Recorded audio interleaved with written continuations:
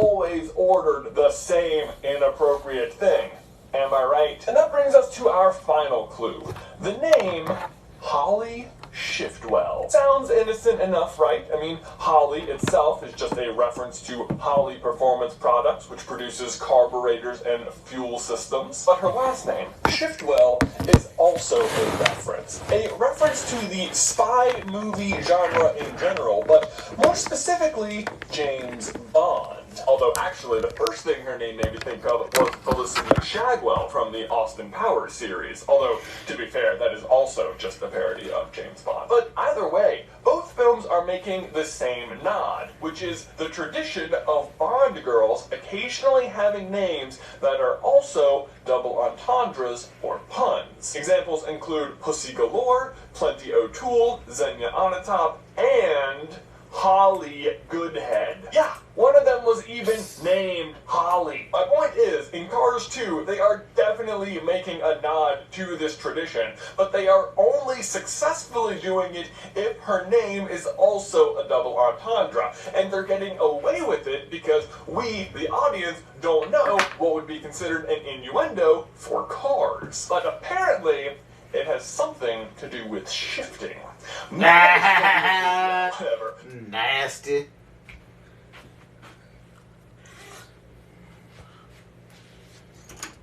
You nasty. I know.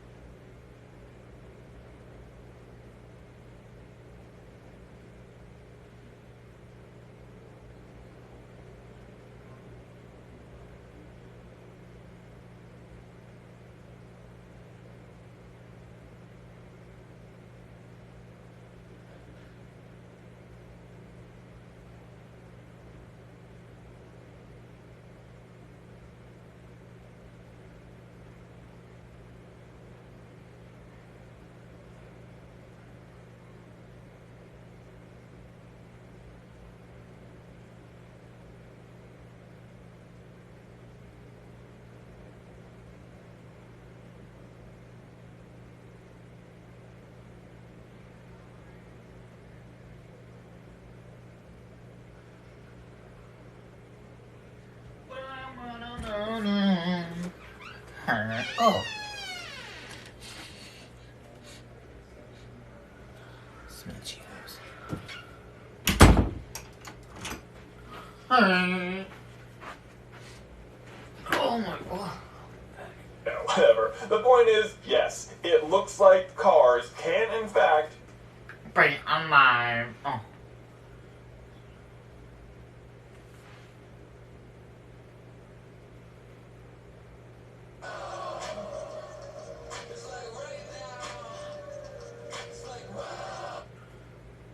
Hey brother! Jay, last week we were so excited to tell a story that just filled in so many problems and so many questions we had with Toy Story. Today's video is going to build off of last week's video, so first we need to address the elephant in the room. He's actually a rhino, not an elephant, and I don't know how he snuck in here. Ah, Reginald. But 48 hours after last week's video went live, it was somebody at Pixar, like the director of Finding Nemo and WALL-E, Andrew Stanton, one of the original Pixar Brain Trust members. So that wasn't very helpful to our cause. Man, this was just as bad as the time J.K. Rowling tweeted us. Apparently your heroes don't like it when you change their stories. But whether or not this is official Pixar canon, or if Joe Ranft ever told anyone else at Pixar, or if they ever even had a conversation to decide this backstory at all, I personally genuinely believe that one day Joe Ranft sat down with his friend Mike Mozart and told this story. At the end of the day, even if there is nothing on screen to confirm it, there's also nothing on screen to deny it. So I think even if this is just a fond memory of a conversation between Mike and Joe, I think it's a story worth telling. Especially when it ties together everything so perfectly. Gosh, is anyone else kind of hoping that Toy Story 4 is actually a prequel? You know what? I hereby lobby for Toy Story 4 to be renamed to Toy Story, wait for it, B4. Gosh, how amazing would that be? The answer is amazing. Times infinity. And beyond. Anyway, I really Andy's dad's backstory is not the only story Mike had. Today we are going to be discussing the backstory of Al's Toy Barn and the other Pixar secret it helps reveal. Hey, brother. So last What?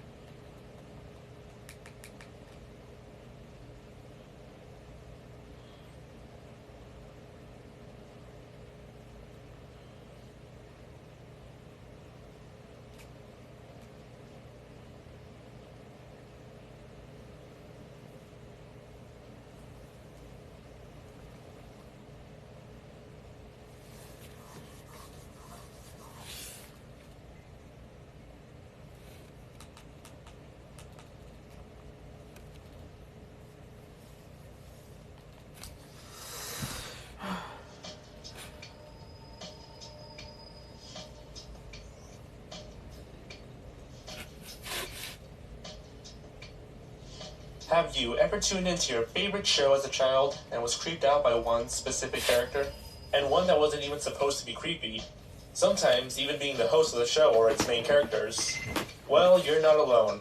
Apparently tons of children's shows around the world has had these unintentionally creepy, nightmarish characters. So today, we're going to count down 20 unintentionally disturbing kids characters from around the world.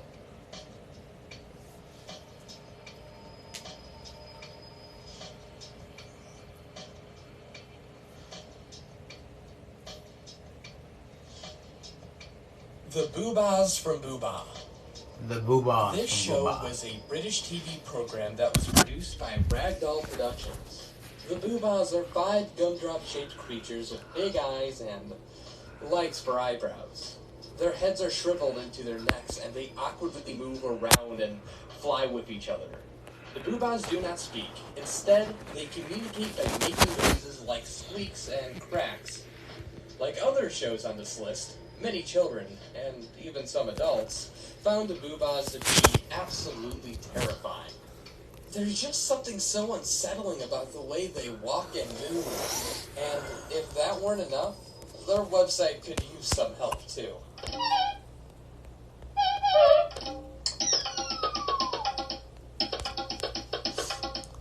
Distorted music along with weird flash games that won't really entertain anyone who's above the age of 3 seem to make this thing a little more terrifying than anything related to this show should be.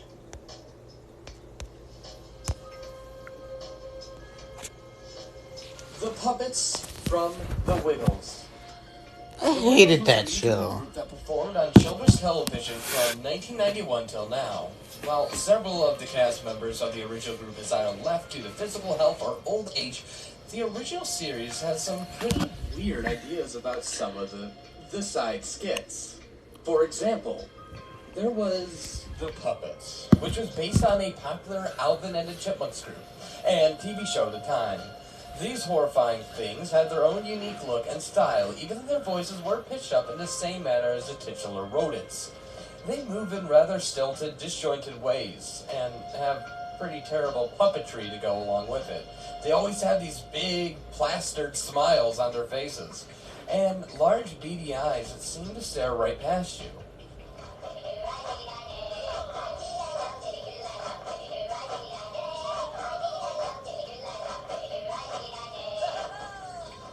Really, this would feel more home on a Chucky's film rather than a children's TV show.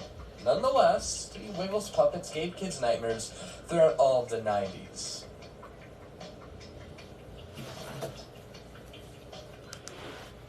'90s.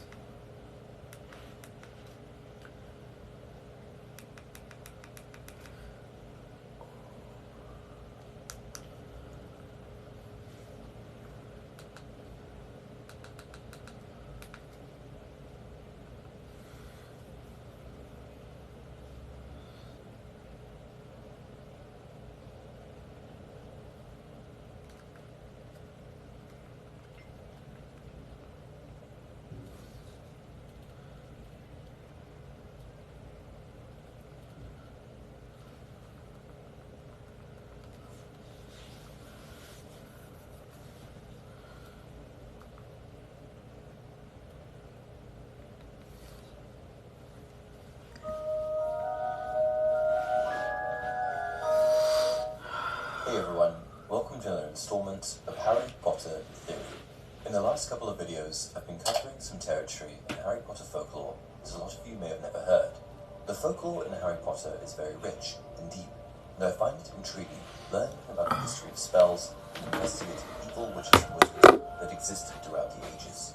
First, I discussed the story of Aquistus, the Dementor's creator, and then, in my last video, I discussed another evil wizard known as Rexidian. He was the first wizard in history to have a Patronus for all along. Telling the tales of these dark wizards is huge fun for me, so naturally, for today's video, I'm going to continue on that path and discuss another dark evil wizard named Hercule the Foul. Hercule the Foul was an ancient dark wizard that hailed from Greece. It's entirely unknown when Hercule walked the earth, but we do know that it was a long, long time ago, as he is commonly referred to as one of the earliest known dark wizards. I would imagine that Herpo likely lived in the same era as Rexidian, just in a different part of the world. We know that the story of Ilias and Rexidian occurred in ancient times, before the existence of any of the modern-day witches and wizards that we are accustomed to. It was a time when magic was not new, but being pushed toward an end. Witches and wizards that were pure of heart were focusing on producing magic that could make the world a better place, somewhere that was safe, convenient, and profitable, as to make life as seamless as possible. And in a time when witch hunts likely still existed, there would have been a huge magical focus on protecting the child and other spells of that nature. However, just like in our own Muggle world, not everyone that existed was pure of heart, and there were many rotten witches and wizards that were also pushing the boundaries of magic, just in a negative way. These were the worst types of people: the power-hungry, the bloodthirsty, the sociopathic. Herpo the Foul was one of these people. Herpo devoted his life to producing and creating some of the worst kinds of magic imaginable.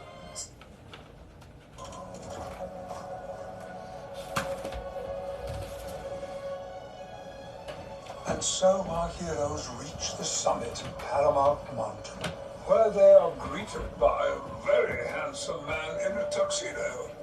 Patrick Stewart. Yes, it was I who...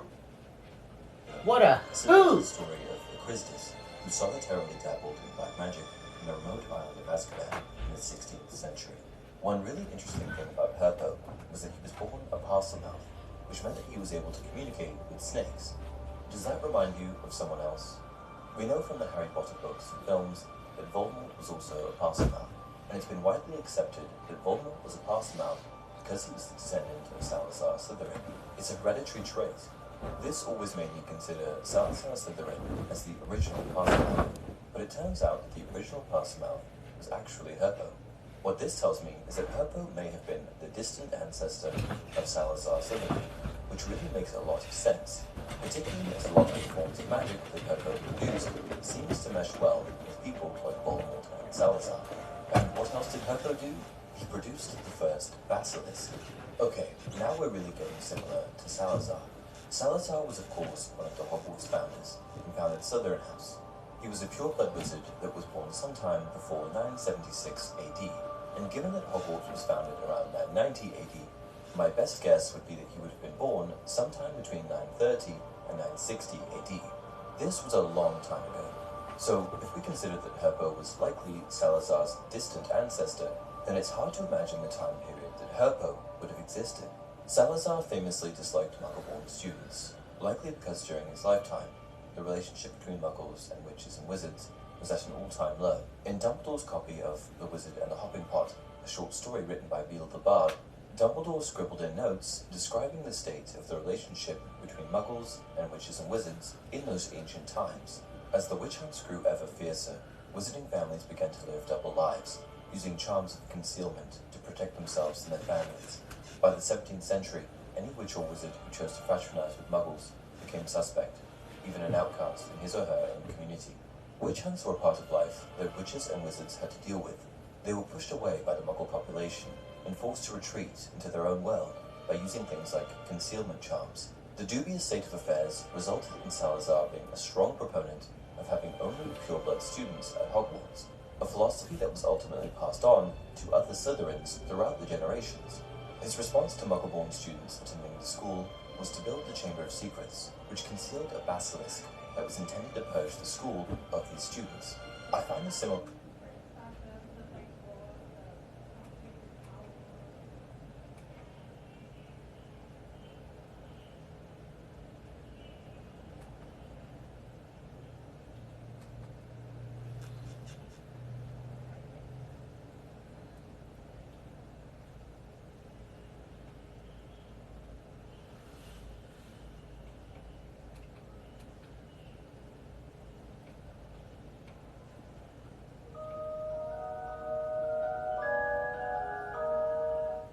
Hey everyone, welcome to another installment of Harry Potter Theory.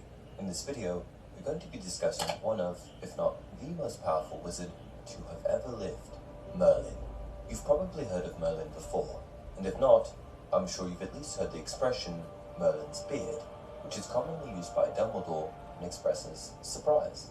Merlin is a particularly interesting character because he didn't only exist in Harry Potter folklore, he existed in our folklore as well. We see the same sort of thing with Nicholas Flamel. However, it should be mentioned that there are a few differences between the two Merlins. The Merlin from our own folklore was a legendary figure known across the lands as a prominent enchanter and wizard. He was most notably featured in Arthurian legend, but was also a prominent figure in medieval Welsh poetry. The concept of Merlin that we're most familiar with first appears in Geoffrey of Monmouth's famous work entitled Historia Regum Britannica.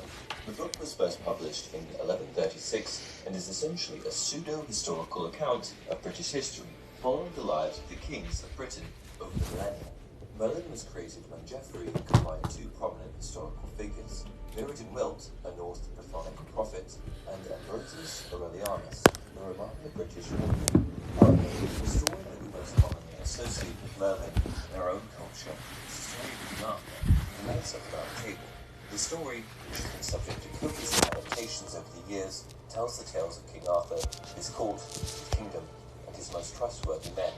The Knights of the Round Table were a suborder of the Knights of Camelot, created by Arthur Pendragon, and they helped him with whatever quarrels he had to deal with. In one story, even helping him to combat his sister, Morgana Pendragon, and her attempts to conquer Camelot. In the realm of this universe's Merlin, he's a powerful sorcerer and the trusted and wise advisor of Arthur. However, what is most interesting about Merlin is that he's such an enigmatic figure. He's the subject of much discussion. Why is it? Because his existence has been documented in so many ways and slotted into so many different stories. There's a certain allure about Merlin because he's this figure that's supposedly immensely wise and powerful, but there's still so much that is unknown about him. The fact that he appears in so many different tales, myths, and legends only adds to this mystique. I mean, he even ended up in Harry Potter. And though Merlin isn't explicitly mentioned much in Harry Potter, he does pop up here and there. He's the reason the phrase Merlin's beard exists. As I mentioned earlier, he's on a Hogwarts portrait, he's on a chocolate frog card, he's even the founder of an organization called the Order of Merlin. It has been expressed that the Order of Merlin was founded by Merlin during the Middle Ages, created with the goal of promoting laws to protect and benefit muggles. While it was once an organization, it later became an award, honoring impressive accomplishments or good deeds. There are 3 different levels of the award: first class, second class, and third class. The 3 levels of the award can be distinguished by the color of the ribbon, which holds up a large golden medal. First class was awarded for acts of outstanding bravery or distinction in magic, and was represented by a green ribbon. Second class was awarded for achievement or endeavor beyond the ordinary, and was represented by a purple ribbon. And third class was awarded for contributions to knowledge or entertainment, and was represented by a white ribbon. Being a recipient of the Order of Merlin was a huge honor, and can be compared to being knighted in our own world. Albus Dumbledore was the recipient of this award after his prominent defeat of Gellert Grindelwald in 1945. Merlin was a strong believer that the Muggle and Wizarding worlds should coexist, and founded the original organization in an effort to help alleviate any complications associated with the coalescence of the two worlds. In the Middle Ages especially, there was a lot of conflict between Muggles and Wizards. The Wizarding world was essentially wide open, and most wizards walked the road.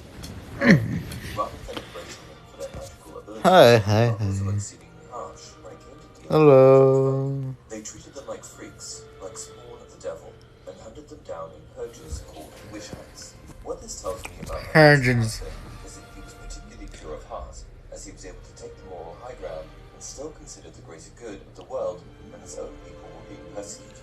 The secondary goal of Merlin's organization was to create laws and legislation surrounding the use of magic on Muggles. I think that this was definitely a step in the right direction, but unfortunately, the conflict between Muggles and wizard kind proved too difficult to manage, as the worlds eventually needed to separate entirely for balance to be found.